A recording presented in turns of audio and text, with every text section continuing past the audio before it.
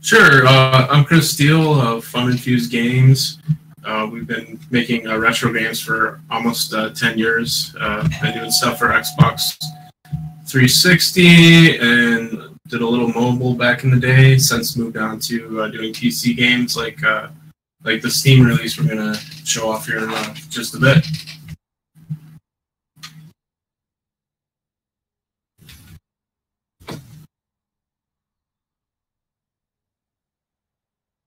Yeah, it's about...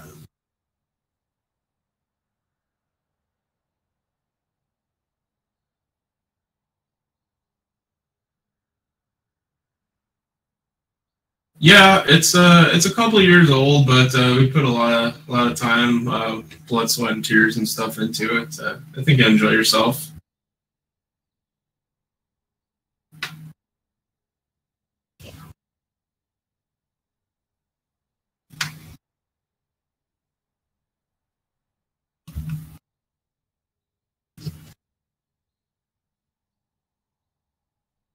Oh, hi. I was being muted. Hello, guys. I've been muted most of the time. Oh, not locally, but live. We are here today with the developer of this game, and I will be quiet a little bit as the introduction plays, because this music is brilliant.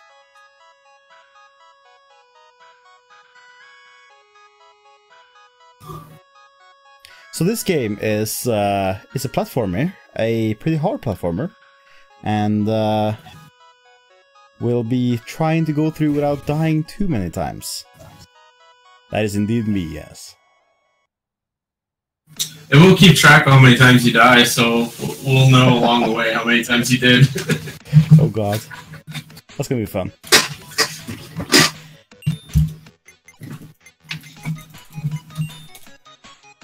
So let's see. The main goal of the game is to collect gems and get through the level without dying, right? Is there what's the reward? Like, are there rewards for getting all the gems in an area? So you have to get to the flag to progress to the next level, and then if you collect all the gems along the way, it will open up this sort of shadow kind of level, kind of like the dark levels in Super Meat Boy, if you're familiar with that. That is another more challenging mode of the level. So it's a way to kind of make the levels more accessible to everybody. You know, if you want a real challenge, try to collect all the gems. If you want, you know, just to kind of progress through, then just, you know, try to get to the flag. And you can always come back later and, you know, do the gems and stuff. Yeah, and I see the game like keeps track of your own time. So the game itself is like almost made for speedrunning in that way. Yeah. Oh yeah, definitely. We didn't do online high scores, I don't think, with this one, but it's probably yeah, I got a little pop-up saying I was like 17,000 or something. So not doing well. Didn't manage to get all the gems there. I think I could have gotten it if I was a little bit more precise on my jumps. Stepping in lava upon being dead. Yep, that sounds accurate.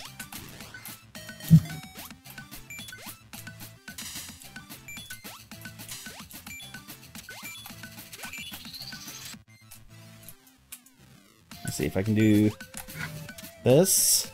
There we go, much better. Aha! We got it. So, from what I've seen from the game, it gets quite difficult in the end. What was part of the like the inspiration to make this game? I just always liked like the pixel art kind of style of a lot of the old platformers, a lot of the Mario age video games, and I've always been kind of a fan of more like the action, like the fast moving stuff. So I wanted something in the game that kind of pushed you forward. And actually, at the time I made this, I had been playing a lot of Super Meat Boy, so that played into it as well. Yeah, so I can notice some of the Meat Boy That's pissed off. Yeah, the like the difficult platforming, that kind of stuff. Oh yeah, for sure. You know, in a lot of levels, and not making the levels like huge themselves either, I think was part of the inspiration I kind of took from that. Because then you can focus on, you know, let's do a little hard section that you have to work through, but it's not horrible if you die towards the end and have to, you know, like replay it. Yeah, I actually just discovered a glitch. So when you, I'm not quite sure how to trigger it, but I used the bumper, and I jumped up onto, like, I brushed against a platform before, like, getting above it, and the momentum was completely cut, and I could just run straight forward. Wild. I have a tendency to break games. It's a thing I'm quite known for on my channel. So, don't be surprised that I'm breaking your game. Hey, no problem. It's give me a reason to put updates out, right? Yeah, exactly. Can't actually tell you how I did it or what caused it, but you know, this was gonna be kind of difficult. How am I supposed to get over? Well, if I remove the top rows, I can possibly jump over them and jump back. I'm glad it's keeping score on all my deaths. Because I will lose track very fast. There's one of the achievements you get for having a ton of deaths. I don't remember how many it is. What a douchebag fireball.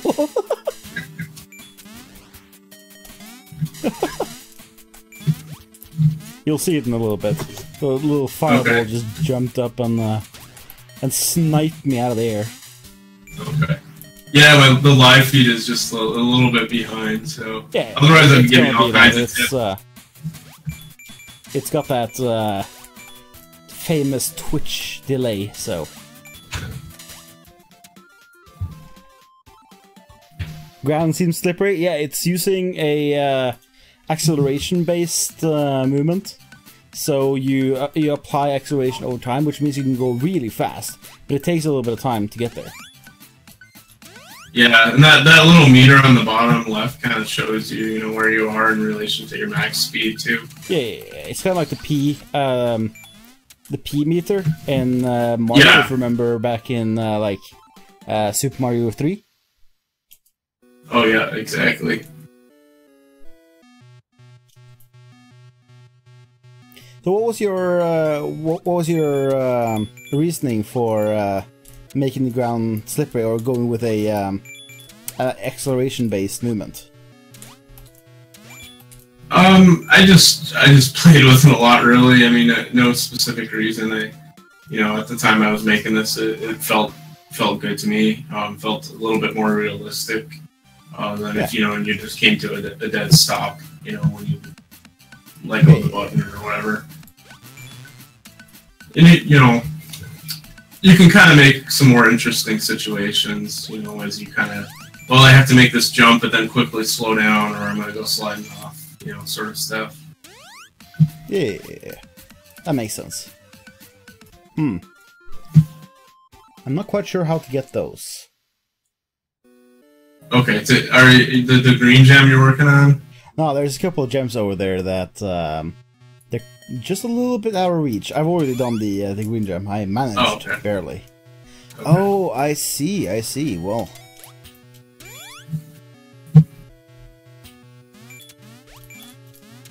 that's a really, really tall jump.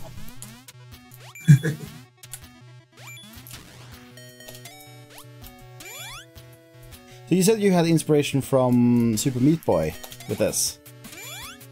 Yeah. The you know, the small levels, the quickly, like after you die, jumping back in kind of mechanism. Punishment, but still quick recovery. Yeah, and you know, making it, you know, fairly difficult as well. You know, it's really a walk in the park type game. And the little bar, whenever you change level, the little bar on the bottom is your progression in all the levels, right? Right. Yeah. So I forget, there's something like 60-ish, I think. That's quite a few levels. Yeah. What was your original going price when you made this game? So I originally did this on Xbox Live Indie Games, and it might have been just $1 at that time, but it was pretty good price. Yeah. It didn't have as many levels though. It had like, I don't know, I think I added like about 20 more levels for the Steam release. And I tweaked a lot of things too. I improved some graphics, improved the backgrounds, how they look. A few new enemies, like those enemies that jump up and down out of the lava, weren't in the original game. And I reworked a lot of levels and actually like reordered a lot of levels. So like because I felt like the initial version of the game, sometimes it'd be like, well, you know, level 5 is maybe harder than level 9. So I went through and I switched them around. So I actually spent probably about, I don't know, 6 months after the original version just redoing this one for like Steam. Yeah, so you spent a lot of time developing this for Steam then. Yeah, yeah. Steam, and actually I put this on Ouya as well. I don't know if you guys remember that one. What's Ouya? Ouya, it was like a micro console that got funded by Kickstarter. I think at the time it was the most funded device. And it kind of crashed and burned. But I had this and one of my other games on Ouya. I was just trying it out because around that time was when Xbox Live indie games like the Xbox 360 was kind of transitioning over to the Xbox One, and they hadn't really opened things up for any developers yet. So I was trying to find a new platform, and I figured, well, you know, I'll give Ouya a shot and see how it goes. And there just wasn't much of a market there for it. You know, I think that's what happens when you have like third-party or unknown games like that. Yeah, I think a lot of developers were aware of it, but I don't think it really did a good job communicating to consumers. So, you know, what ended up is developers had it and played with it and like, oh, that's kind of neat, but nobody was there to buy the games. That's kind of the problem though, when there's no market on the console itself. Oh yeah, I mean that's why I tried 2 games. I had a third that I was actually porting over that I was close to done, and I just abandoned it.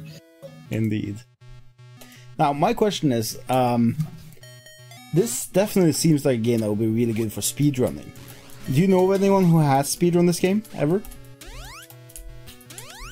I haven't heard anyone speedrunning. I know some people have completed it, and they've told me about that and talked to me about it. But yeah, it does seem like a good candidate for that, especially with you know, saving the top speeds and stuff for each of these levels. Yeah, and the in-game timer and all that stuff. I'm just thinking this could definitely have a potential for like to be. Do you know the I want to be the guy and that kind of stuff? No. It's like really hard platforming games. And I'm definitely seeing this in the same type of genre, like difficult platformer. And I've seen a lot of people really pick those games up. Same with the Super Meat Boy. I've seen a lot of people speedrun Super Meat Boy, so I'm definitely thinking there could be a possibility of like, instead of just individual level, going all the way to like full on like the whole game speedrun. Yeah, I would love to see somebody do that. So if anyone out there is listening wants to do that, you know, get a hold of me. I can get you a copy of the game. See, there you go, guys. If you want a copy of the game, just start speedrunning the game and try to speedrun the whole thing. I might actually check it up, see if there is a live community for that. Because there's a game called Sundered. that released for, I think it's on PS4, Xbox, and it's coming to Switch at some point. But it didn't have a live speedrunning community when I picked it up. I was part of the development there, or part of the development. I was doing beta testing for them, as well as some alpha testing. So I picked up the speedrunning there just to see if we could get some community going, and it actually seems to be something that people are interested in. But you need someone to start it up, because if you don't have someone to start it up, then you're never gonna get anywhere. Yeah, that's true. Yeah. Hey, sir. I could speedrun my own games, I suppose, if I wanted to try to jumpstart it. Technically, you can. It actually is allowed in most rule sets, at least. Now, I'm struggling with getting all the gems in this one in a timely manner. Mostly because of the guy bouncing on top here. He seems to be quite the issue. Yeah. It's hard to get those. Per death. I can assure you, though, I've gone through and done this on every level, so they all are possible, but yeah. Oh, I don't doubt you. You know, it might be a matter of, you know, I haven't played this one for a while, but if you're standing on one of those platforms, being able to jump through, grab the thing, and then land on the far platform. Ah, there we go. Much better. Ah, well, I ran off, but we got the general concept of it then.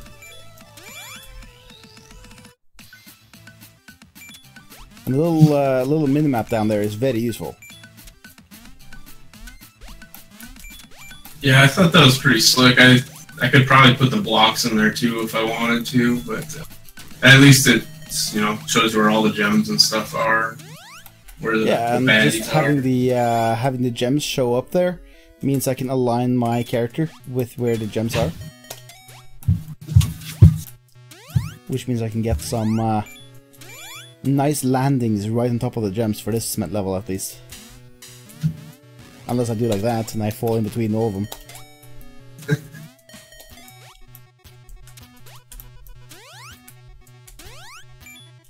Looks nothing like Chuck Norris? Definitely not. I don't think there was any inspiration from Chuck Norris in this one. It was more Indiana Jones, I think, a little bit, but I've had people tell me Chuck Norris, and I sort of throw those things in there.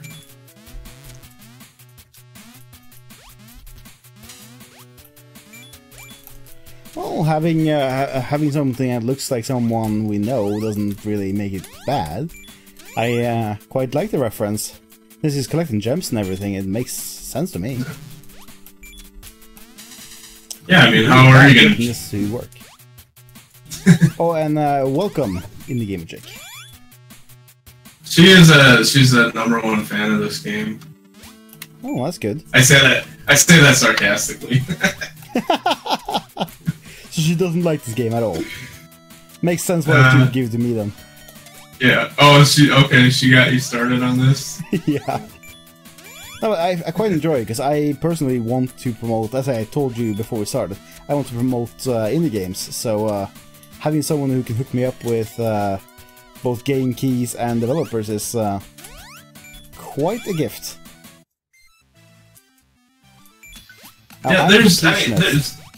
Yeah, I'm a completionist, so I'm gonna get all the gems here, even if I have to die like 100 times.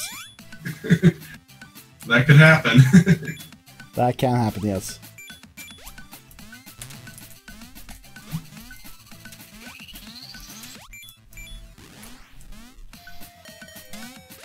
But that is good having that connection, because you know, I feel like as a developer sometimes there's a disconnect of like, how do you get a hold of gamers and streamers and stuff. So it's one of the challenging things, because I got games that I'd like people to play, you know, or stream, but you know, And I'm sure from streamers they have the same sort of thing. Like they want to stream more content and find more interesting content, and you know how to get a hold of the developers. You know? The problem I have there is sometimes like there's a disconnect in terms of communication there too, because I know some streamers they like you have to go through their managers and stuff if they're like really big streamers. But I think that's where smaller developers and smaller content creators should be stepping up and providing a venue. Because I think we can really benefit from each other. Like, we streamers, we need games so we can play, and you guys want publicity. So it's definitely something that can be arranged. Yeah. Well, awesome. We should keep in touch after this. I've got other games too that I'd love for you to check out that aren't. Oh yeah, no, aren't as. You have my DMs on Twitter, so you can always DM me there. The other ones are a little bit easier to breeze through than this one too. So you kind of started with my harder one.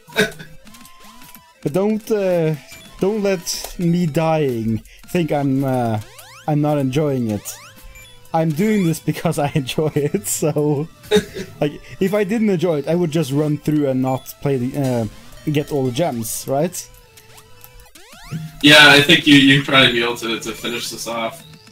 Oh yeah. A lot easier. I think what you want to do, if you're still playing, I don't know where you are on the stream, when you land after those big jumps, if you can time it, get the far platform gem first, if you can get that far. My plan here is to get the green gem, jump over, and get the blue gem, so I have all the gems collected, and then make the thing, like the lava, go down, because then I have the exact time I need to get down and get the bumpers. It's just actually making the landing that's difficult.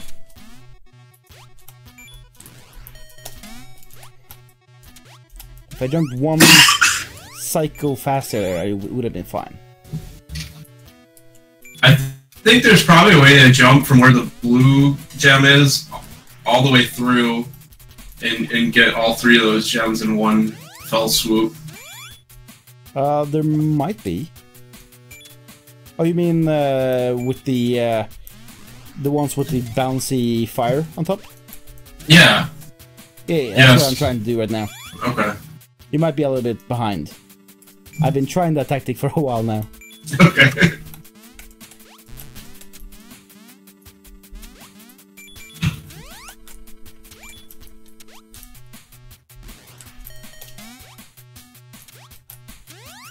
It's just getting all the tactics down. Now, this Thunder game I mentioned is quite a difficult game too, and it was a game that tested my patience. But I think most of my subscribers can attest to the fact that I never give up, because I think I streamed that one for 11 hours. Oh my gosh! Before I finished it. Well, I hope we don't go 12 on this guy. I don't think so. Unless I go like super hardcore, wanting to get everything on the first playthrough.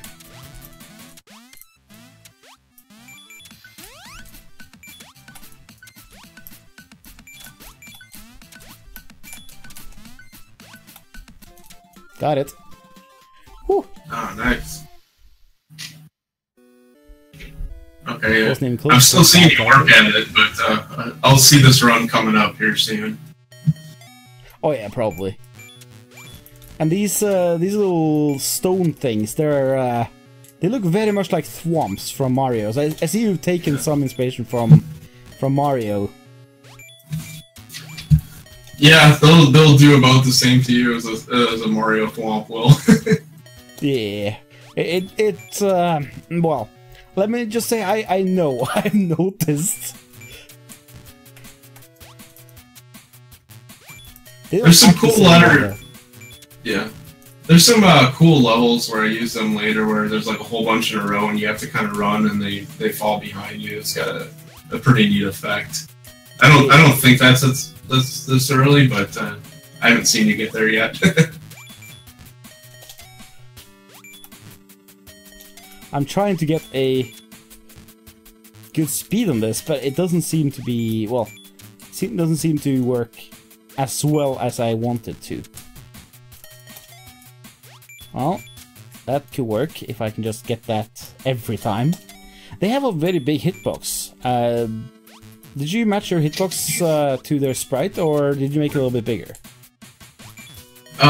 Which enemy are you talking about, Ron? I'm talking about the thwomp thingies, the blocks. I'm gonna imagine it's pretty close to what it is. Yeah, because they seem to be hitting me a little bit before I hit their hitbox. But it might just be that my hitbox is more blocky than theirs. Or more blocky than it appears.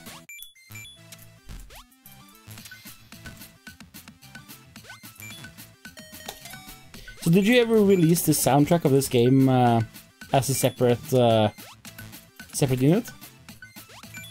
No, I haven't. I probably could, actually. It'd be trivial at this point to add it to Steam. Yeah, because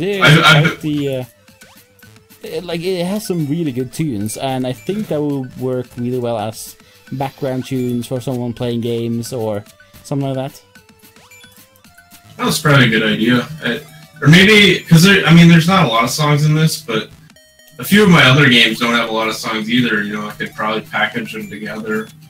Oh yeah, maybe that. I remember I listened to the songs of Crypto the Necrodancer constantly, like the soundtrack of it. So a good soundtrack definitely gets people to listen to it outside of playing the game.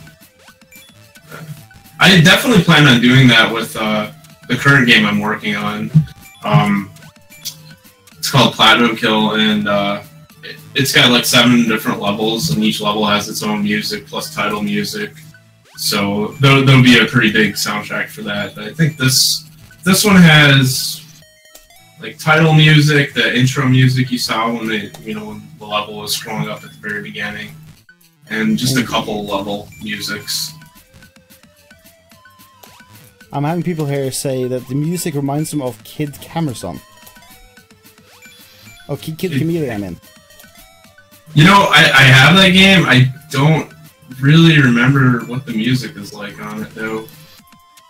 Supposedly it sounds like this. So, okay. that we know. I don't think I've actually played that game myself either. I played a lot of retro games. Like, I played a lot of the old games. Out of all the old games, this, I don't think this really reminds me of many of them. Not the ones I played, at least. Yeah. They probably didn't have this style. Like, the Super Meat Boy was the first thing that I played. It was kind of more like, the compact, small levels, run through them quickly. A lot of the old stuff was, big monster levels that you had to finish. And, oh yeah, but they kind of had to. Yeah. Oh. Well, we got it. I had to land on top of the on top of the flag, but we got it anyways.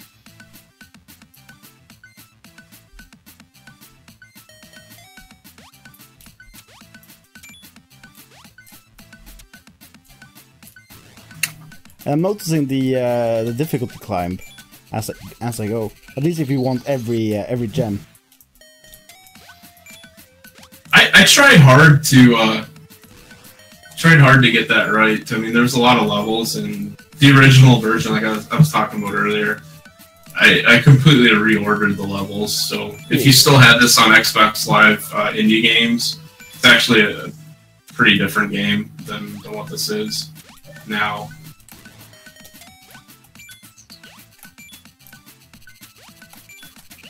It definitely seems like the difficulty curve is proper, because I can feel the difficulty climbing with the levels, like every level. Yeah, it would be my hope that more. Yeah, I tried to add a little different thing to each level. Every level has some sort of theme to it. I mean, it might not be a super obvious theme, but something you're doing a little differently, and then hopefully it builds. As you get better, you can do more and progress through more easily.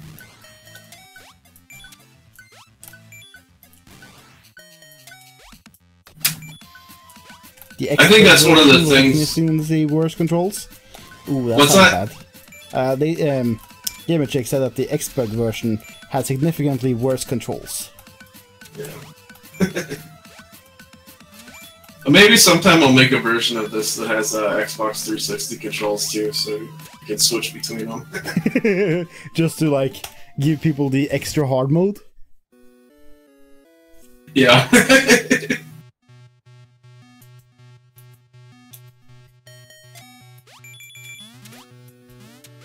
So what games are you currently working on? So I'm working on it's a game called Platinum Kill. It's like an old school run and gun game, most similar to like the NES Contras, but it's got a lot more silliness on it, and it's got some unique things that the Contra didn't have. It's got you know, different weapons you can have, but then they also have attributes that can be applied to each weapon. And then there's AI helpers that can, you know, help you along and also kind of give you the sense of, you know, playing multiplayer even if you're just playing by yourself. It's got a lot of big end bosses and mid bosses. You know, there's like a giant like Moa head that comes out that is the first mid boss in the game and starts spitting fireballs at you like crazy. You know, he's like the size of the screen. So yeah, so it's kind of like the Contra style one, yeah. Oh yeah, yeah. It plays a lot like the original Contra. It's not as much as the newer stuff. The newer Contra. 2-dimensional or 3-dimensional? 2D. 2D. I'm not brave enough to try 3D yet.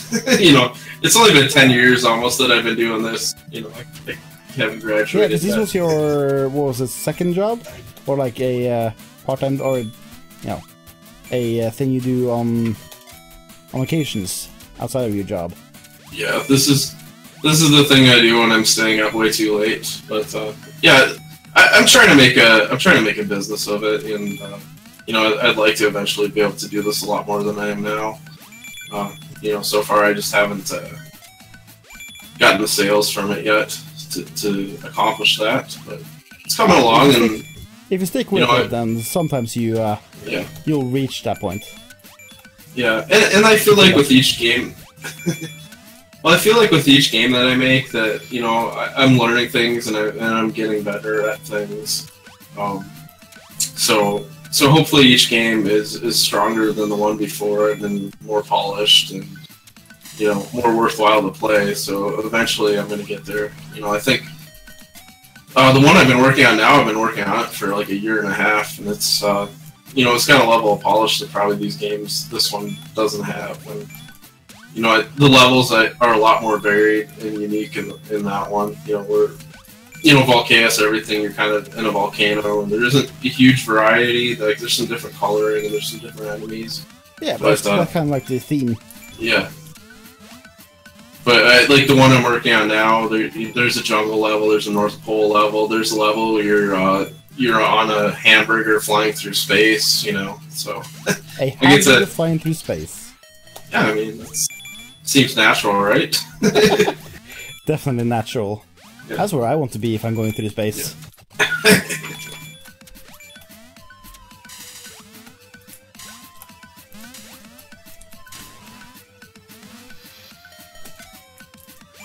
Now this level seems to be a little bit difficult. At least getting all of them, because there's like 30 gems here. Yeah, probably in hindsight I would have maybe not put so many, you know? Yeah, at least for a completionist it could be a little bit difficult. Yeah. Did you make the time slots very difficult for these things? Because like, you're supposed to be in a rush, that's the whole point of this. Yeah. So I'm assuming you like tune the time based on how you played, right? Yeah, and that's one of the challenging things is I play, like, I get used to playing this so much, I kind of whip through a lot of these levels. So, you know, I had my daughter at the time, she played a lot of these, and she doesn't do the gems, she just kind of goes straight through the levels. So, you know, some of my playing, it's some of hers, you know. I play this a lot, and just jotted down like, okay, well the lava in this level is too fast, and then I'd slow it down a little bit and try it again. Slow it down, try it again. Yeah, that's how it's gonna have to be. Yeah. I mean, it's just trial and error. I don't know if there's a better way to do it, but I doubt there is. Yeah. At least unless you have a dedicated tester for your games. That's what I just did a show, like an expo where I had my current game in front of a whole lot of players. I had a booth set up and people came by and played it all the time. So I got like a ton of feedback doing that way. And not even like I was directly like people telling me things, but just, you know, watching and observing how people play. And you can really see like, you know, where the pain points are. Yeah. So I'll be able to see when you're done playing, you know, the little clusters of the death icons. Yeah, and you'll also be able to see live what I'm trying to accomplish in these scenarios. Yeah. Most of them are going to be right around the clusters of gems, since I'm trying to collect all of them. Yeah, I'd probably normally I wouldn't advise people to try to collect them all the first time through, but you can't stop me. Yeah. So you're the only one developing these games, or do you have any do you have a team with you? I do all the programming, the game design. I'll do some art here and there. I do all the sound, but otherwise, a lot of the art, the better artwork, I contracted out for. The music, I contracted out for. So. Yeah, that makes sense. You can't be good at everything, but in programming, you do everything. So you. Generally, you have like the main control of the game and do most of the work on it. Yeah, I kind of driving the ship, so to speak. Yeah. You know, and it's also, if I spent enough time doing art, I could probably get pretty good at it. But it takes a lot of time to do that, and that's time away from, you know, doing other things. So. You know, by contracting out for the artwork, I'm, you know, saving myself time. It would certainly take me a lot longer than the people I've used for art to make this level of stuff. You know, or just even get to this level where I can make things like this. Yeah, because you'd have to actually, you know, learn how to do all those things, and they've had lots of experience doing the same thing, so they don't really need to, like, learn it. Yeah, I did the orange UI bar behind like the score, the level number, and all that stuff. So that's my level. Well, that's fine. It's pixel art, and pixel art is quite interesting. I've done quite a bit of that myself. Yeah, the other team I was working with, I think they're between, depending on which game, I think they're between 12 and 20 people working on the game. Okay. So that's a pretty big size team. For an indie team, or is it an indie team? It is an indie team, yes. Yeah. They're stationed up in Canada, I think. Okay. Their first game was Jotun. If you heard of that. No, one of the unfortunate things of doing indie development is you kind of sometimes wrap yourself so much in your own game that you don't hear about everyone else's. Yeah, basically. No, but I've been featuring them for a while, so they're the kind of the people who got me into indie development in the game scene.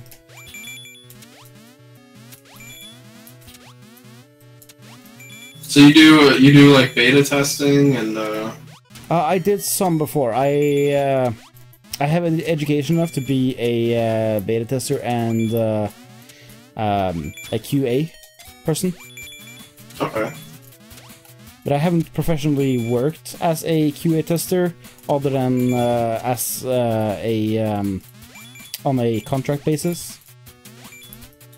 Okay. So I've been hired in by some companies to do certain games, test certain things of them. For example, I've been hired in by King to do some localization testing, language, that kind of stuff.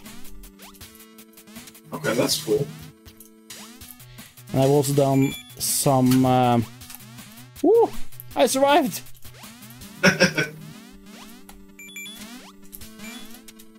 Oh! Yahoo! I'm through. Finally. That was some clutch moments. But and that's the kind of thing I'm going for. Like, you get a good adrenaline rush when you finally finish one of these, right? Oh yeah, definitely.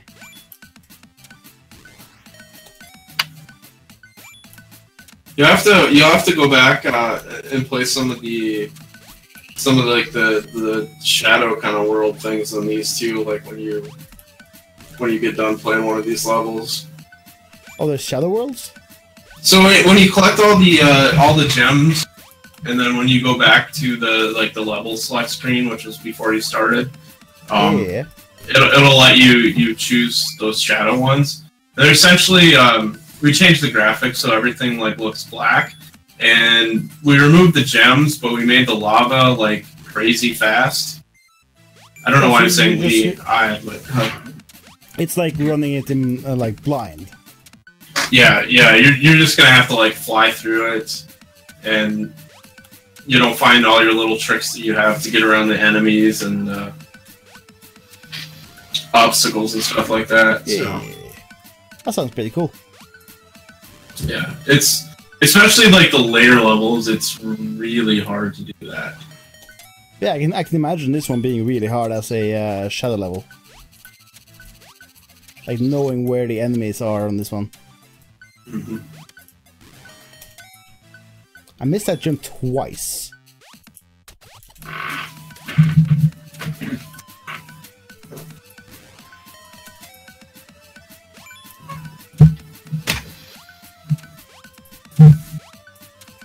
Do you have like a favorite genre of games that you like developing, or is it do you like develop whatever you feel like at the moment?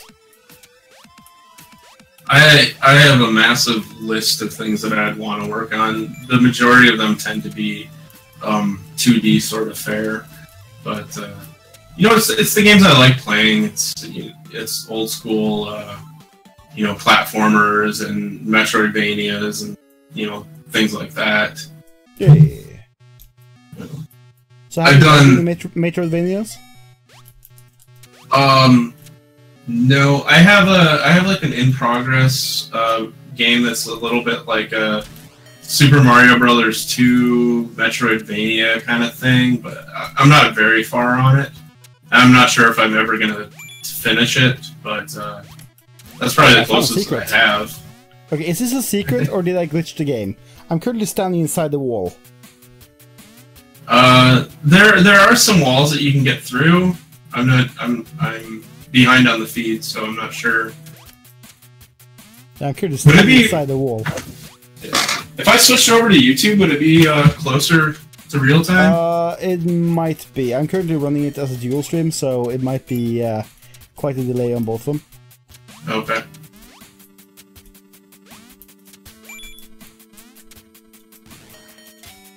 That is very interesting. I just jumped straight through this wall. Oh, I bet you I know what you're talking about. There is one that's like a secret, but it's also kind of set up in a way that you might accidentally do it, and then you're like, oh, wait, I can jump through that, and it's quicker. So I'm guessing that's probably what you found? There's a couple of gems leading up to it. Okay, yeah, I see. So where you jump, you got to get the gem and then hop back up to get through. Because it's like the only way to get up. Yeah. Oh shit, I missed one of the gems. Oh well. I'll get it this time.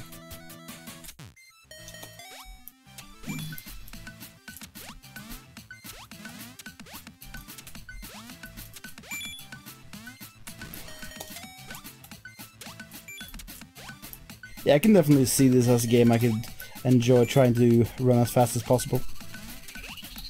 I used to do that in Mario Maker, with the platforming and stuff there. Yeah. I only played it a little bit on Wii U because I never owned a Wii U, but I bought it on my 3DS. But it doesn't have quite as nice tools for picking levels and stuff as the Wii U version did. So I don't know. Maybe they'll put it on Switch at some point. I hope so. I have a Switch, so I would love to see some Mario Maker on the Switch.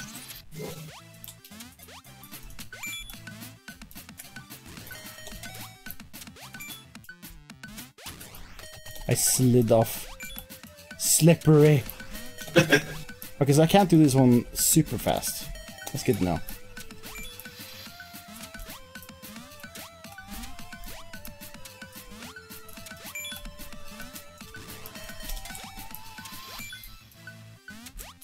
Figuring out where the platforms are is not easy. There we go. Or not. Yeah, I think when I originally did that map, for performance reasons, I wasn't building out the whole level. But I probably could at this point go back on the Steam version. You know, people have a little bit better PCs than they had, you know, Xbox 360s. And actually put the blocks on that mini-map, too. Probably, yeah. Like the it depends on how you render the map. If you do it properly, then you shouldn't really have much of an issue with the with rendering the map properly. Yeah.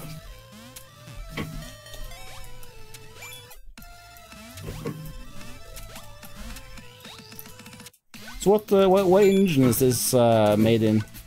Is it the own engine? Yeah, so it's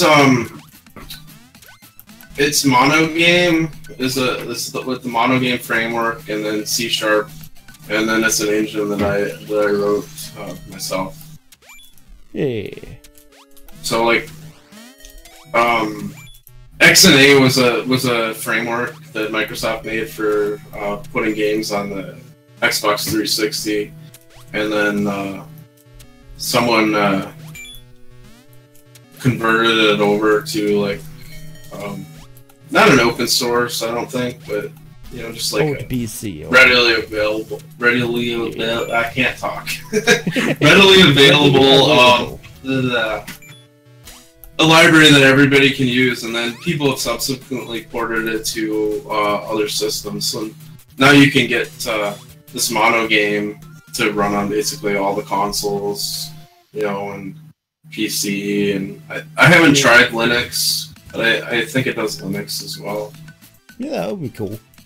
So it's like an open source kind of unknown thing then. Yeah, I don't know what you technically call it. It's, you know, it's a free to use library, and you know, it works on a lot of different platforms. Yeah, that's kind of good though, because then you can develop it for one, and it will still work for many others. Yeah, I actually have this. I have this game actually running on a PlayStation 4 dev kit. I didn't quite finish it up. I had always planned to release it, and then it sort of fell behind. But I probably should, considering how far along I was with it, finish it someday. Yeah, it could be cool. Yeah. But I don't know. Right now, I'm aiming to, you know, my platinum kill, you know, Contra sort of game. I'm trying to finish that one off. So these other games really haven't gotten much attention.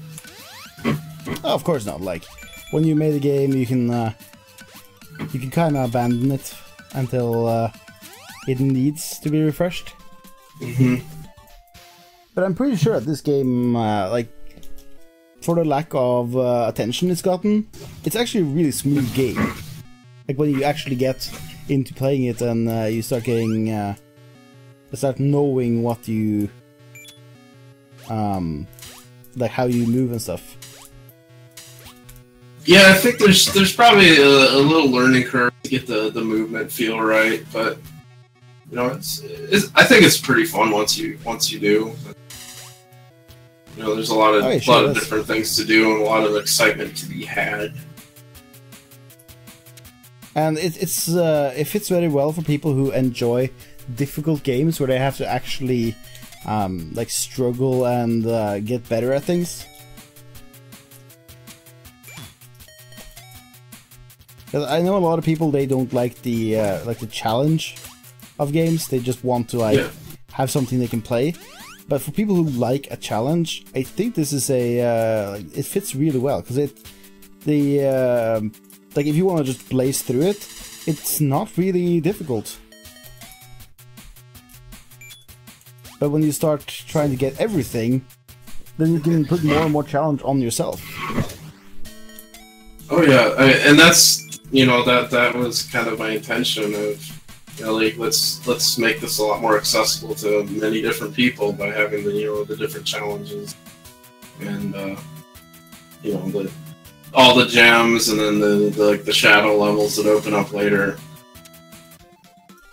Yeah. And one of my subscribers just said that she watched a friend of mine who also got a indie game, play his indie game, and die continuously. So I'm doing well, according to her.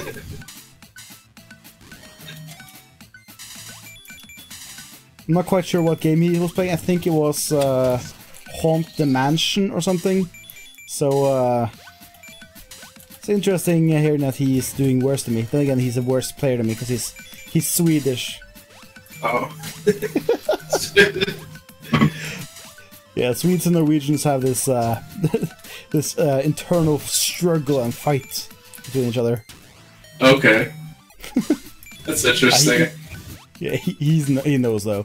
It's kind of like Canadians and Americans. Uh-huh. It's all good-natured ribbing, basically. Yeah.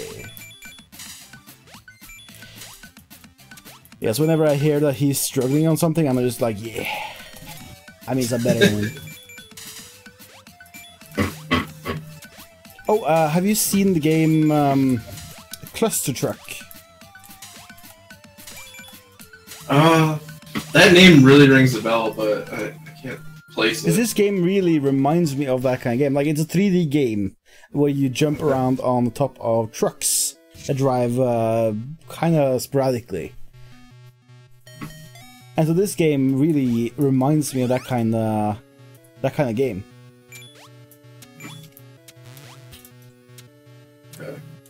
Because it's also kind of slippery, like this one is. Yeah. Huh. I might have to check that out. Yeah, it might be a good checkout.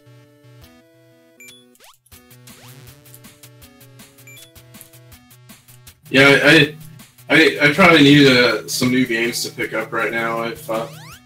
I devoted a lot of time to Super Mario Kart 8, trying to get all the gold, what do you call them? I don't know, first place gold trophies, or whatever, and all the 200cc. I don't know. Have you played that one? Oh yeah, I've let's just say I committed a lot of time to Mario Kart. I had the world record on one of the maps for a while in like time trial. Oh, nice. It was which map? Clockwork one, the TikTok clock. Okay. Yeah. It lasted for a whole 2 hours, I think, before someone took it away from me.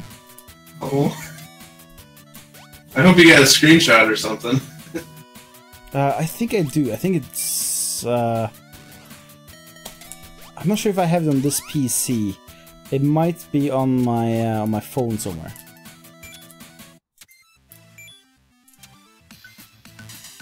I don't know. I just got through the 200cc, and it's kind of a frustrating experience because you can tell the levels definitely were never designed with the concept of 200cc existing. Oh, they weren't. It was like, oh hey, that's fun. Let's just add this in as DLC later, and then there's spots where it's like you're power sliding and you just don't even want to release your power slide because you know it's going to take you off the track. But then it's like, what do you do? Yeah, you have to use your brake a lot. Yo, the brakes don't work real good in that game either, so... They do not, no.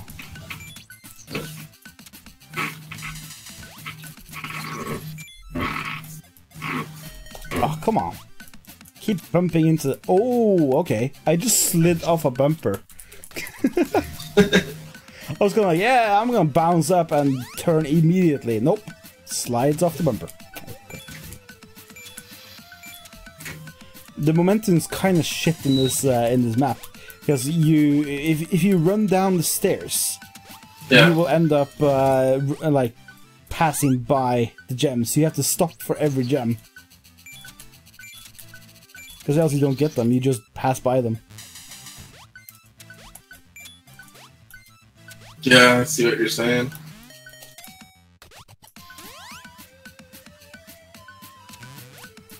But then again, that adds to the difficulty. Like, I've chosen myself to...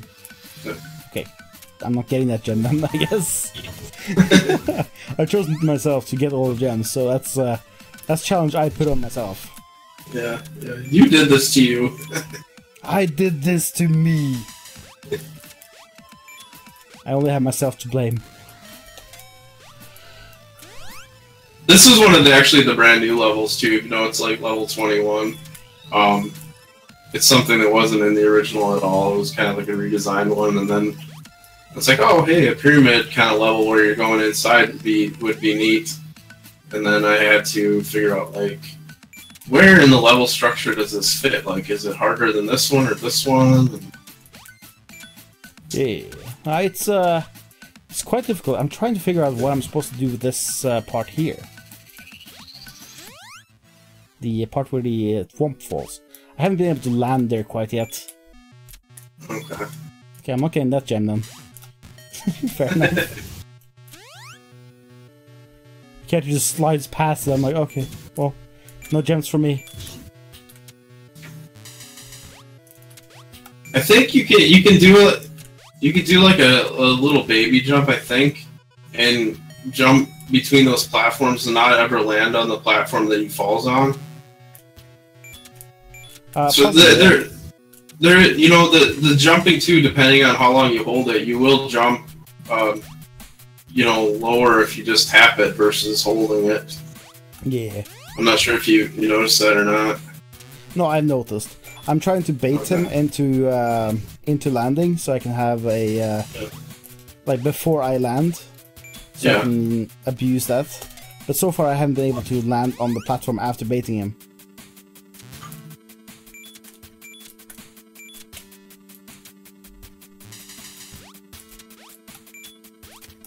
I think you might not have time to do that while you're collecting all the gems, unfortunately, though. I might actually be able to run straight off the platform down onto the other one due to momentum, because I'll be at full speed at that point. Yeah. Yeah, I would try that.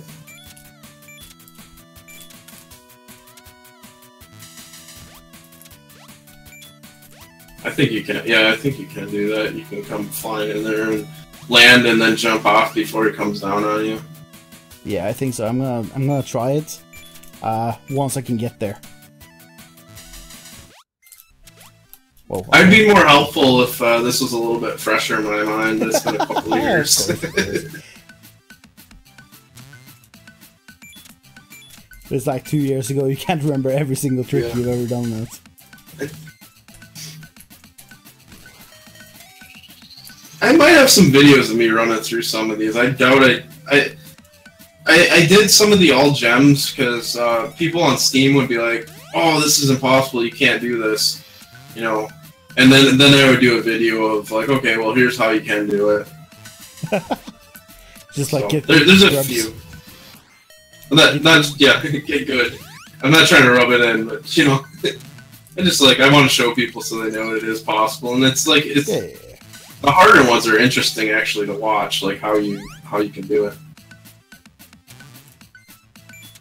Yeah, I'm assuming that it was 60 levels. I'm only a third way through, so I can see the harder levels getting really hard. Mm-hmm. Some of the hard levels, I'll have to. I don't know if you'll make it there in this stream, or maybe eventually you'll get not there. But I'll probably stream it again sometime. Okay. There's one of the later levels where you've got these like big spiky guys that look kind of like sea urchins, and they move, you know, back and forth or up and down and just repeat. But there's a level where there's just like, you know, 30 of them. So you have to kind of like follow behind this one and then jump over this one, and it's really complicated, but it makes for like an awesome video when you actually like traverse the correct route through them all. Yeah, I can see that being pretty cool. Oh, actually, I can do it that way. Yeah, I see what you mean now with the small jump. If I land exactly like I've been doing, I can do a small jump and just fly through with my momentum.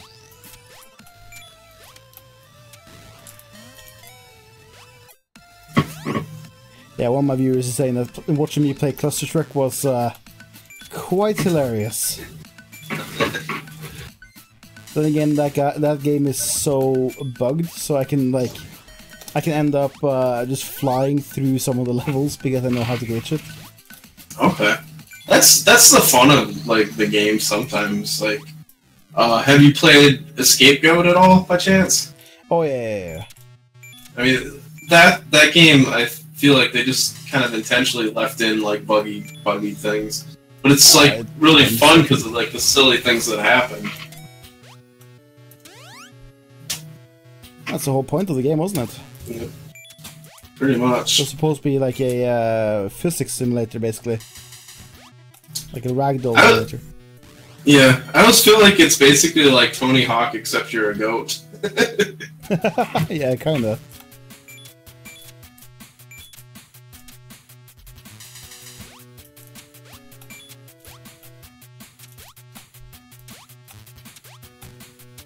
There we go, I'm past, finally.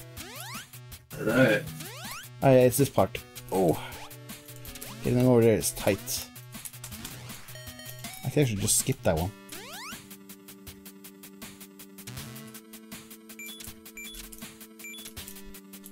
It seems like some of these levels, due to the speed of the lava being constant, the further you get up in the level, the less of a threat the lava is. Yeah, that certainly happens, and you know, it was a challenging thing to balance sometimes. Yeah. Oh, it is. Yeah. Yeah, and I didn't want to make like variable lava, you know, where it goes faster as you get higher. You know, I kind of liked, you know, if you were able to rush through the early stuff, I liked you having that little buffer. Like it's, you know, it's a well-earned prize. Of course, of course.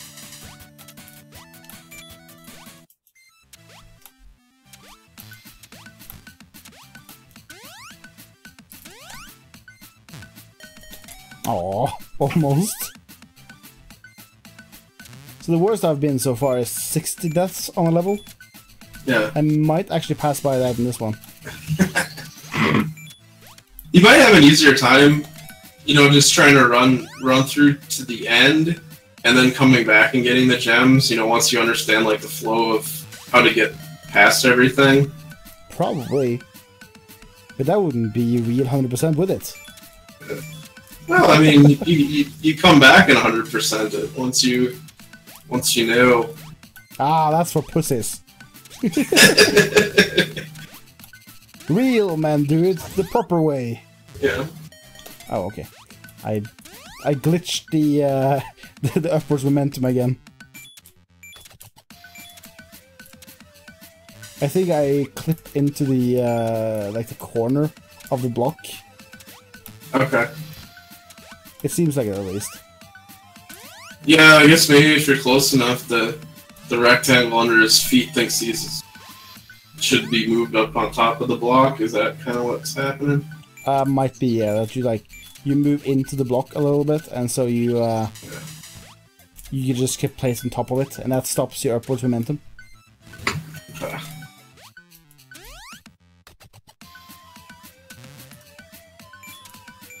It's not as bad as the bugs I found for the Sundered game. I ended up inside the void in that game. Bad place to be. Bad place to be, at least when the monsters can go through the walls. Yeah. Do you ever watch some of the Super Mario Brothers speedrun videos? Like the crazy stuff they do? I'm quite a fan of speedrunning. I just can't do much of it myself. I'm not proficient enough with games. You have to, I think, be really devoted. I mean, you have to put in hours and hours and hours of playing through the same level. Not just the same level, the same game. Over and over again.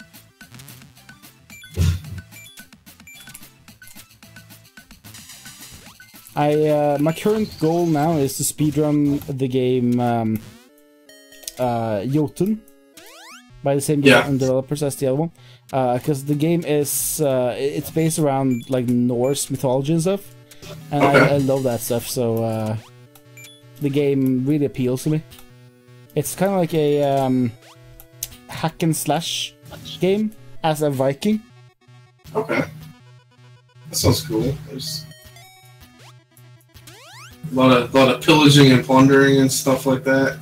Oh no, you get this open world that you progress through, and based on where you explore, you get different abilities, and then you have to defeat like giant bosses at the end. So the speedrun is mostly optimization of movement, as well as learning the bosses and the best fight mechanics for them. Okay. Is that a 2D or is that a 3D thing? It's like 2.5D, if you get what I mean. Like from the top looking down in kind of like a 3D perspective, but with 2D sprites. Okay.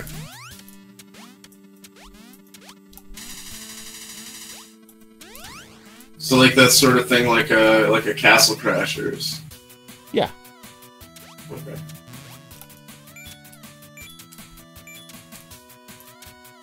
So it uses a 2D sprite, but you move around in, I guess it's technically a 2D plane, but it like moves up and down, so you can walk upstairs and stuff. So you never actually like move in 3 dimensions, like jumping and that kind of thing. Yeah. But you still move in like 3 dimensions in terms of the map itself.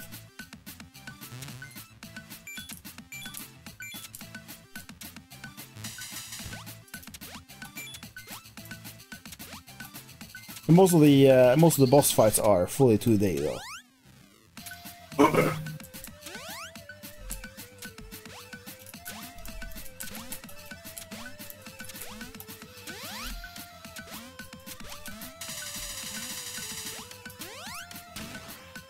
Oh, come on, bat! It like touched my toe or something.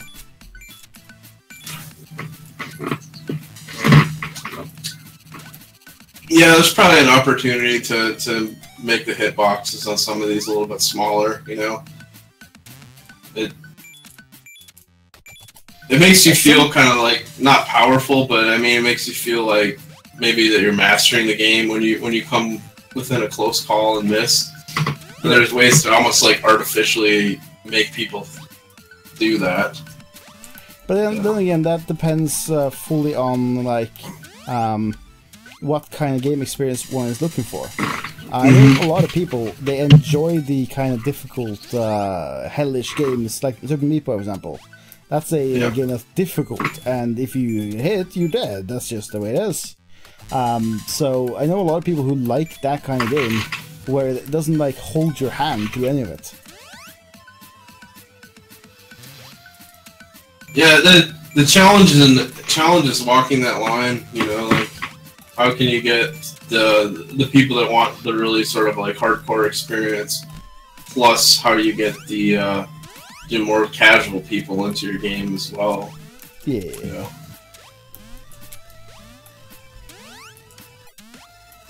Yeah, I was developing a game of my own at one point, but I never really got anywhere with it. Yeah, what sort of game were you making? I was making a game inspired on a Warcraft 3 map. It's a multiplayer tower defense game. Okay. Where you send monsters to each other, so you fight each other, plus fighting the AI that sends monsters. Okay. So you have to balance sending monsters, which upgrades your income, and building towers. Okay. And then you have to make mazes for the monsters to go through, so you can kill them within the specific time and that kind of stuff. Gotcha. It's a pretty cool map. Pretty cool game. But I never got any further than a working demo. The first parts of the game are the most kind of interesting to work on, and it's hard to finish out games, you know. It is, yeah. No, I worked on it as a part of my education as a game developer. Okay. I just never got to pick it up again.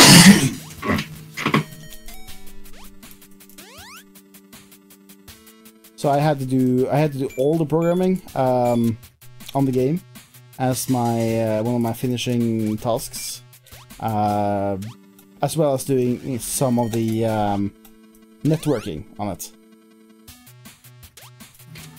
Okay, so you actually did like online play or LAN play or something? Yeah, because it was supposed to go like multiplayer, you versus another player, in online via a server. That's one area that I haven't really ventured into on my games. I've sort of stuck to the single player because it seems like the multiplayer is going to be quite the challenge. It can be. We programmed the game to be a Llama based one, but I can easily expand it into like fully internet based by using some port forwarding magic. Okay.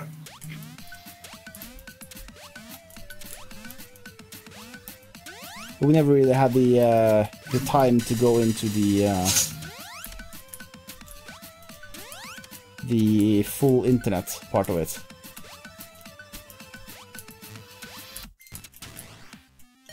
That's a whole huge can of worms. Is that bad again?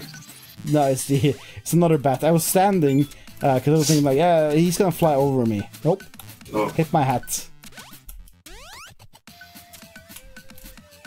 These damn bats. I should have put ducking in this game. It's a missed opportunity. Cool. You could duck underneath the bats. Yeah. I've got a few notes, a page of notes of like things that I wanted to do for a sequel for this, but you know, I don't know if I'll ever end up doing that. But you know, you kind of play through it and you realize like, well, maybe doing this, you know, wasn't the best way. Like that, you know, those bats out there that you've met a few times, they. Yeah, you know, you're kind of like a blind jump into them, and that's kind of punishing. Like, it doesn't give you a good chance to actually avoid them. You just like hit that spring block and you hit them. I think the bats need a little bit different coloring on them because they kind of disappear into the background. Yeah, that's true. Or like you're saying, those blocks at the beginning, like maybe there's a smoother way where you could jump, you know, through them.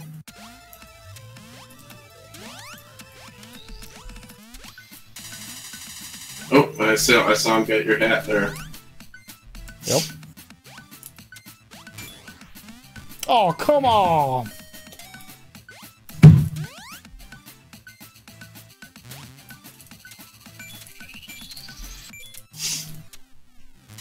He keeps hitting my toe or my hat or something. That damn bat. I'm getting the rest of it quite smoothly now, so that's good at least. you know, and hopefully that gives you kind of like a sense of like mastery as you're playing it. You're like, oh, yeah. well, you know, now I've gotten good at running through these levels, and you know, that's part of the hopefully part of the appeal of this game. That's kind of how this works, right? You master it as you play through. You become better at certain mechanics, and then as the game progresses, it teaches you more types of things, and then you just end up becoming good at the game by playing through the game. Oh, that was fucked up. And it's so fast paced, like I can just reset whenever I need to, and keep going.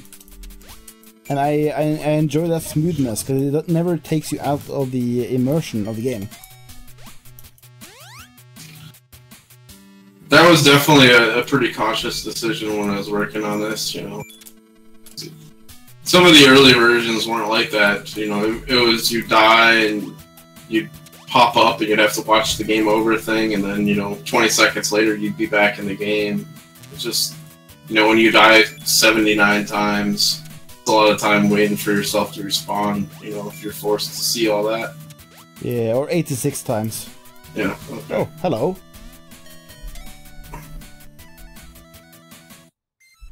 There we go. My stream overlay suddenly cut to something else.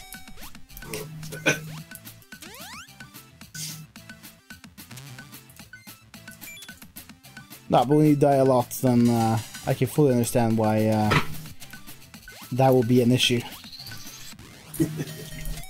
Like me, 8-9 times now. Yeah, I'd rather not have to wait 20 seconds every time. I think I'd get bored of the game by then. Ooh.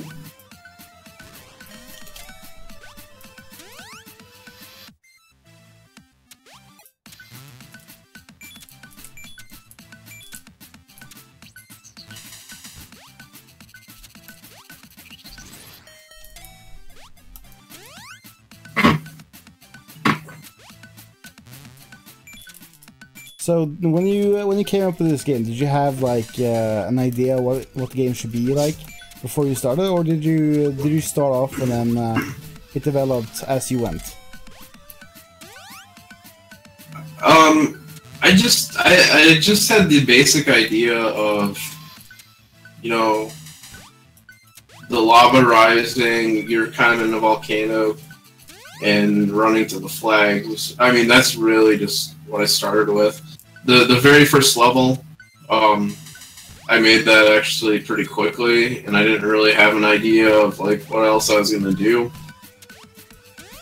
So it was just, you know, took that really kind of simple idea and like, okay, well, now how can I make this more interesting than just running, you know, to or across the level and, you know, to a flag. Like, oh well, how about enemies? Okay, well, what enemies might be interesting? Like, what patterns might they have that would be interesting? You know, to avoid, you know, to get. So it was more of a incremental progress then, like with initial idea and then incremental after that. Yeah, and you know, I did the Xbox version first, and I had whatever 40 levels, and then I went back later and added more. And that was, I added more and I reworked like a lot of the existing levels too. So there's been a lot of incremental improvements to this game. Yeah.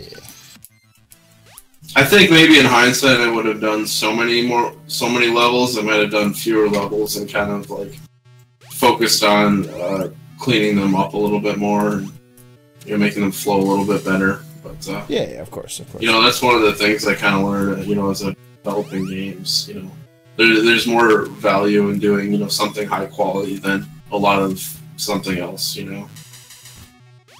Yeah, I haven't really felt any levels that seem like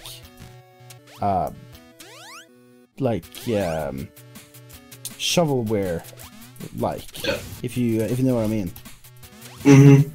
None of the levels seem like they're just thrown together for no reason. Because they all bring some sort of challenge. Like this one is a lot of a lot of mechanics you need to master just so you can get the whole thing, and a lot of rhythms you need to get and stuff.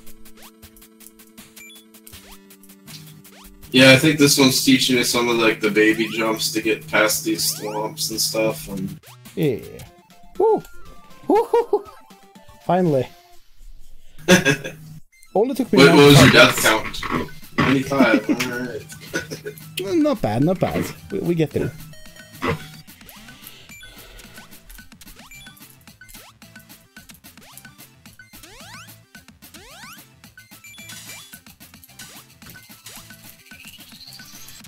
Aww.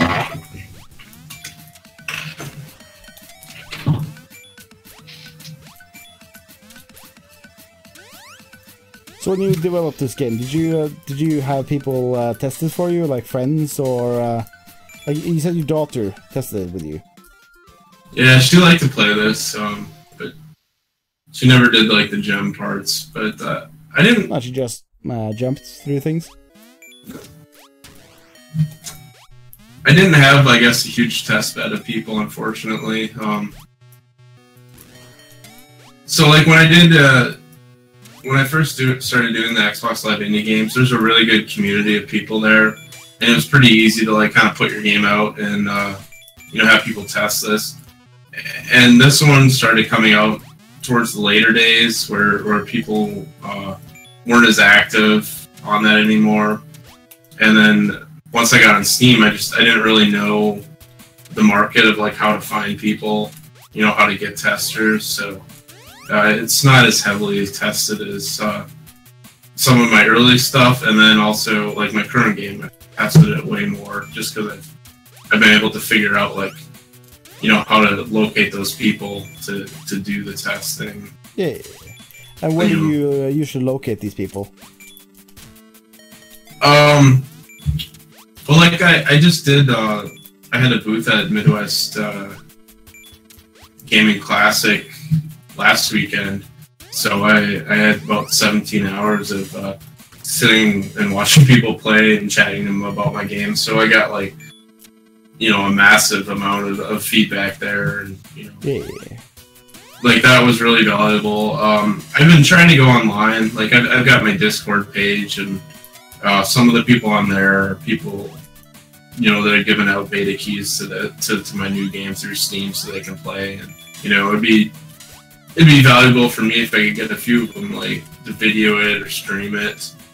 You know. Yeah. So you can see how they play the game and stuff. Yeah. Yeah.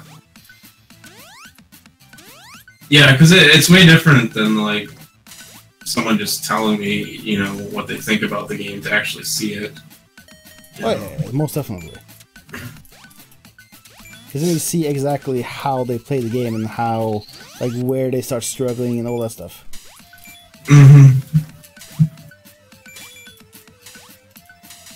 Yeah, I've got like in the current game I'm working on, Platinum Kill, I've got you know, just like very minor amounts of platforming, but I have like these jump blocks kind of early on, and I watched a lot of people die at that. And I was like, well, that's way harder than I thought it was. Like I assumed it was kind of an easy spot. So, you know, that's, you know, something I learned from watching playtesting that I never would have picked up on my own.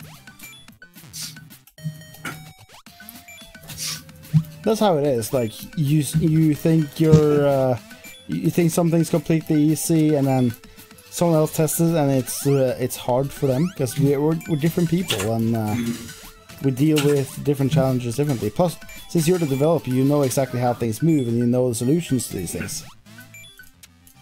Yeah, like definitely, like people, you know, I always do this and it works and it seems easy, but then, you know, somebody doesn't realize that you can do something, and it makes it just like infinitely harder than it should be.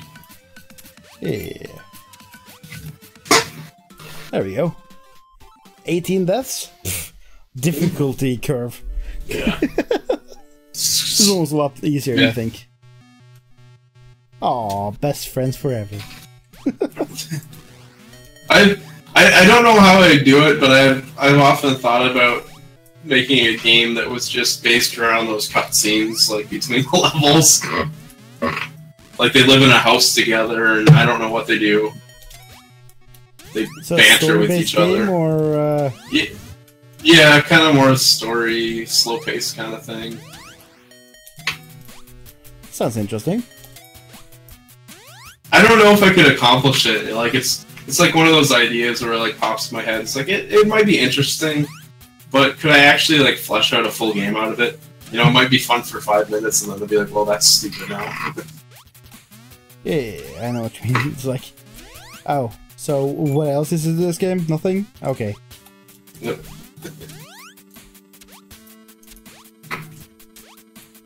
Stop being a douchebag, Bat. Let's figure out where the other gems are. Oh, hi, okay. That's a speedrun tactic.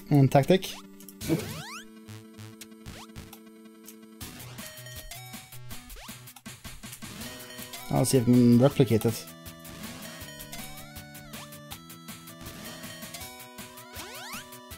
Oh, speedrun tactics. Oh, what'd you find? I found a tactic where I can run at a bouncy platform, jump right before I hit the bounce platform, and that will let me bounce right after the jump, which saves a couple of seconds. Well, oh yeah, like a tiny little. Yeah, because instead of jumping up and having to land on the platform, you get the bounce from the platform, the bouncy spring, immediately as you jump. Oh, nice. Yeah, I just saw you do that. So. Oh. Ah, secret.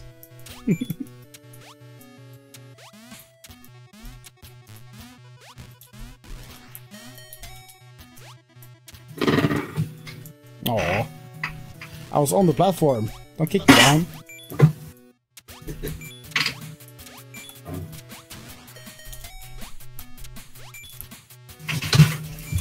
Yeah, I think I'm gonna try to get to complete 25, and then I'll leave it off there.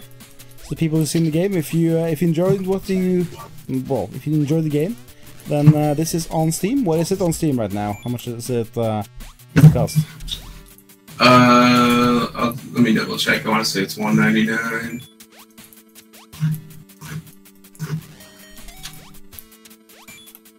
Oh, it's $2.99. Sorry about that. It's an extra $1. Okay, $2.99. That's not bad actually for 60 levels of intense platforming. Yeah, there's definitely no shortage of content in there. Not for actually $50 now. You know what? Actually, it's 42 levels of platforming. Ah, 42 levels. Yeah. I'm almost halfway done. Yeah, maybe you just want to finish it out then. I could, but it's getting quite late here, so... yeah. How late is it there for you? Yeah. I actually got 46th place in that level. Not bad. Nice.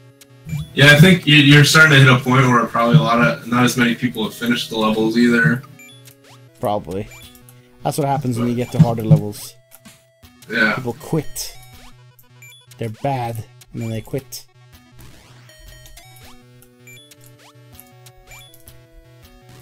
There were some people though that like on some of the later levels had times that I'm like, how on earth did you even do that? Like on the boss level, there's people that have like super low times, and I'm just like, there's got to be some glitch or they're cheating, like, because the normal way to actually beat that, there's no way. So they've got like much faster speed than you think they should be able to. Yeah, they've got like a speed like they almost just ran straight through it. There's a boss at the end. You know, just he has to jump and fall a number of times before you can beat him, and there's no way he could do that. And you could also get the times that they're getting. So like, there's something else people have done to get past him faster. I don't know what it is, but there's something. Yeah, so it's some cheats somewhere. Yeah.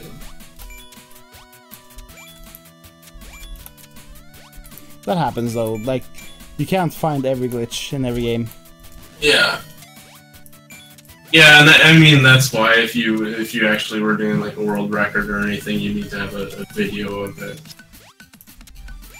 I am kind of questioning though how this game works with like if someone uses like a cheat engine or something, how would that work with this one? Because it's not tracking it remotely. It's not tracking the time remotely, so it's passing the time afterwards, right? When you complete the level. Yeah.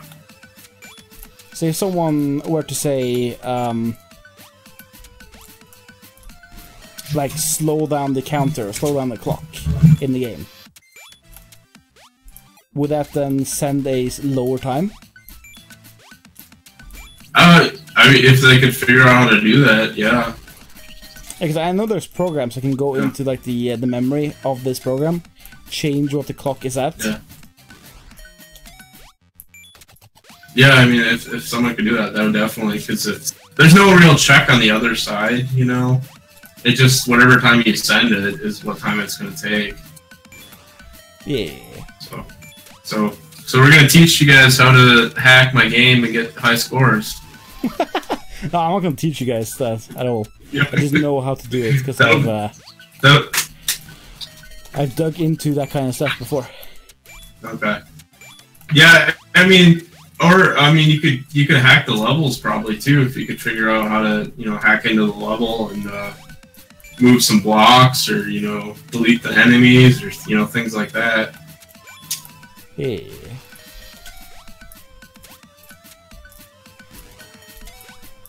No, I was just checking if there's like a safety thing on the other side that checks it, but if there's not, then, of course, some of those could be cheesed. Yeah. What you should have implemented, by the way, is you should implement a way for it to like a replay system. Yeah, I could probably do that if I like maintain like what your button presses are and stuff. Because I don't think anything in here is random, like which is good for a speedrun kind of game. So if I saved like, you know, what your button presses were, you know, in theory I should be able to like replay exactly what you did. Because that would be really cool. Then you can also watch back any highlight, and anyone else can also watch back highlights of like people speedrunning the game or making the game fast, and they can see how people do it, what tactics they use and stuff. Mm-hmm. Yeah, for sure.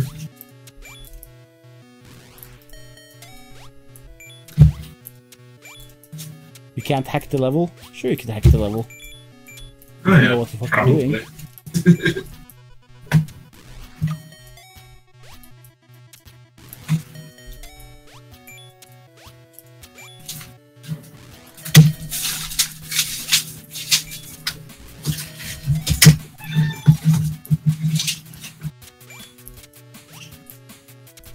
You could also probably speed hack this one.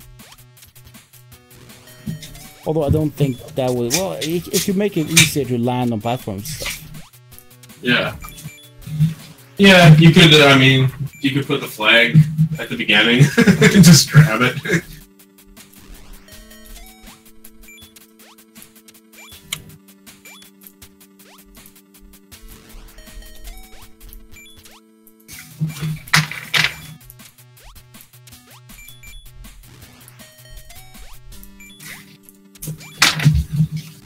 This level's annoying. This is one of the earlier ones I made. Yeah, you gotta be pretty precise though to have enough time at the end to get those last couple gems.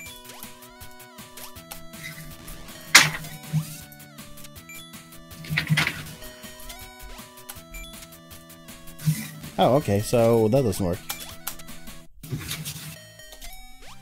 One tip too is the flag. the lava should drop fast. So once you hit the flag, even if the lava is high, it'll go down under your feet. So if you like aim for the top of the flag. Yeah.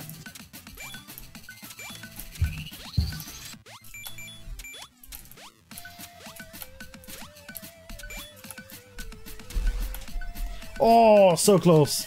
I was like 2 pixels off from getting the landing.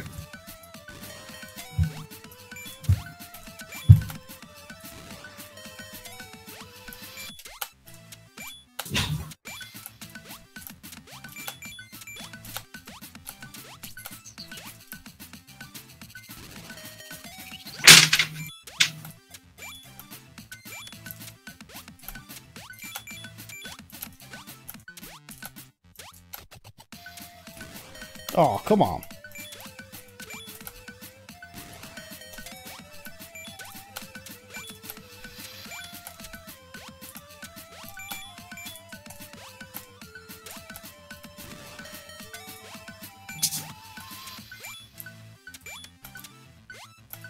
I think I usually try to grab those 2 green ones at the top first and then get the other one and then jump all the way across the flag. That might be useful, yeah.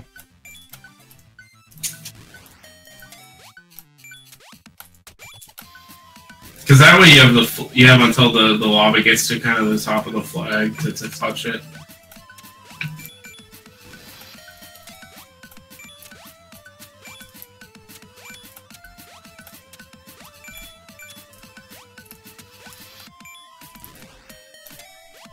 Yeah, if you can get good enough speed there, I might be able to do that, yeah.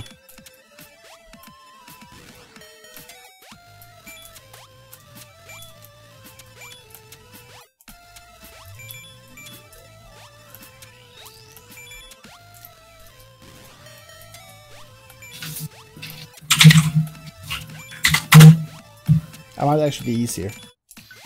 Let's see.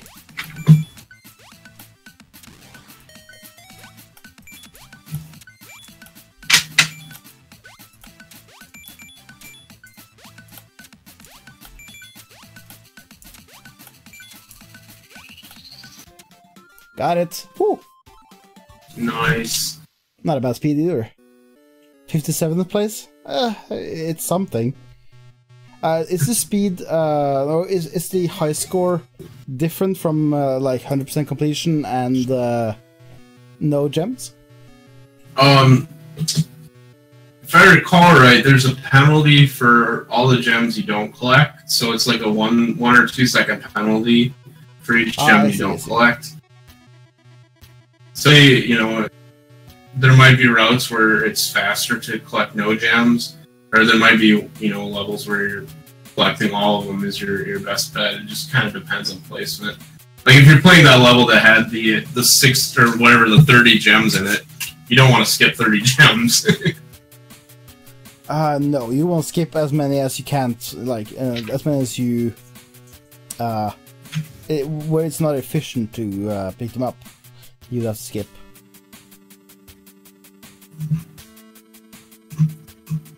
But anyways, I'm gonna leave it off there for now. I'm almost halfway through. And I'll probably be playing this again in one day. It was nice having you on. Is there anything you wanna say to the audience before you head off? No, just you know, thanks for tuning in, watching our game. If you go to funinfused.com, we got information about all our other games, or follow us on Twitter.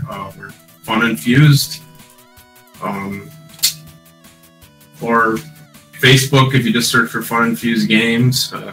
You know, we post our videos up there, but we're probably most active on Twitter. And yeah, if you want to get in touch, you know, drop us a line. You know, we'd love to see more people playing our games and enjoying our games. What's your @ on Twitter? Funinfused. Just Funinfused? Yep. Okay. I've linked it all in the chat now, so people can find you if they're interested. And this game is VolChaos, and you can find it on Steam for $2.99. So that's it for now. Thank you guys for watching, and I'll see you guys later. Stay classy.